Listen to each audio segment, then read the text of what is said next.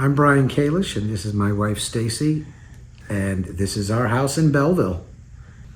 We love the character. It's every corner there's something new you find out every day about this house, whether it be the ghosts that live here with us or the character of the woodworking, or you open up a drawer, you go up an attic and you find something that was left by previous owners. And I absolutely love the way that Stacy decorates the house. Never thought in my wildest dreams I'd ever live in a home like this.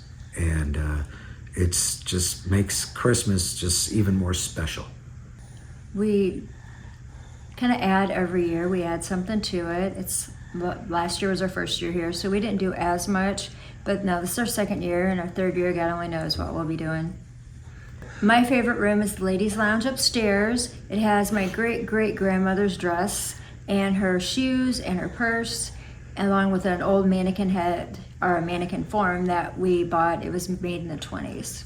I love the living room. I love the high ceilings. It just feels cozy, even though it's very open. And of course, next favorite place is the kitchen. I really love to cook, and it's the first time I've been blessed with a gas stove, and I love cooking for us. On the outside of the house, it's more a rustic farmhouse look.